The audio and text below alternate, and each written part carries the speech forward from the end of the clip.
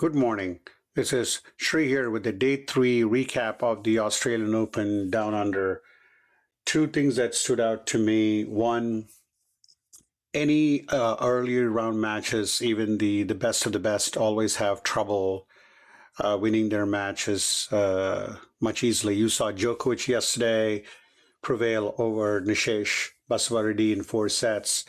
Yesterday, it was world number five, I think. I think Medvedev is number five. He took him like 5 sets to win against his first round opponent. Similarly with Tommy Paul, it took them 5 sets. So it proves to you that when they move to Australia, or they come to a new major, whether it's like Wimbledon or anything like that, after having played tour matches, the stage gets bigger and bigger. And no matter how big the stage is, and no matter how great these players are, the younger players or players who have not played much in the majors have nothing to lose, and they go all out in the first and second sets, and that could definitely put a doubt in some of these players, and they fall behind but claw back using their experience, using their smartness, using their shot-making abilities to win these matches. So you saw both Medvedev and Tommy Paul come through, and Rune as well. Rune's match was very tough for him. It seemed like he was going to lose that match, but again, another promising young player who's not lived up to his expectations. But getting to the first round definitely would give him some boost, some confidence to go into the future rounds. Huge winners include Taylor Fritz, who absolutely was just incredible, was almost flawless. He was coasting in his match. I think he gave up less than 5 to 6 games in the entire 3 sets. He looked as good as he's been. Both Dr. Dan and I talked about how good he's been playing lately. He was a U.S. Open finalist, so the confidence level is high for Taylor Fritz, and he's playing as good as any American can be playing.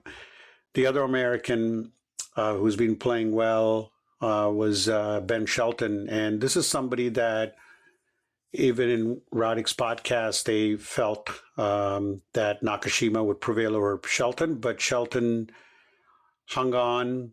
Not an easy 3-set victory. I mean, the match could have gone either way, or you could have easily gone to the 4th or 5th set, but Shelton prevailed 7-5, 7-5, 7-6.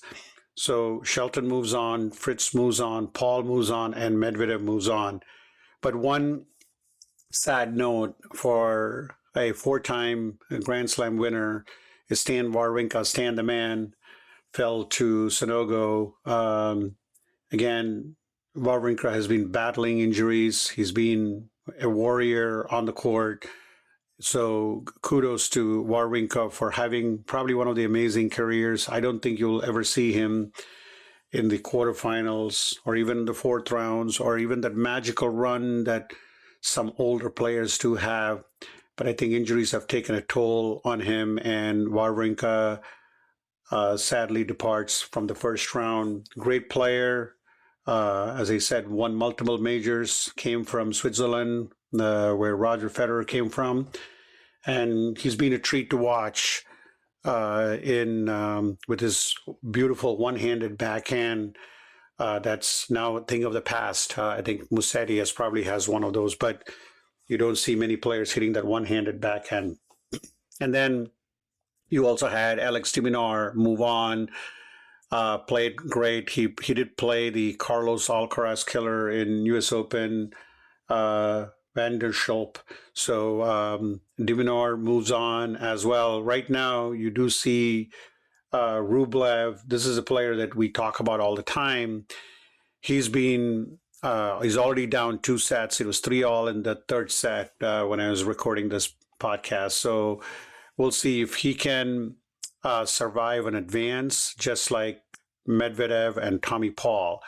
So not major upsets in the men's draw at this point, but you'll see more in the 2nd and 3rd rounds. But for now, The favorites are moving on. Oh, I did mention one more thing. I think this is a player that Pericard everybody's been talking about, but Monfils, what a player.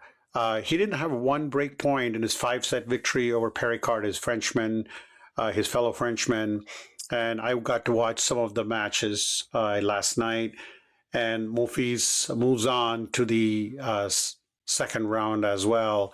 So hats off to him. So there you go. But you have some exciting matches coming for the next day or so. Alcaraz, Djokovic, Sinner, they should all be on center stage in the next day. So looking forward to those matches as well. So with that, we wrap up the day 3 of the Australian Open. Thanks again for listening. Have a good day.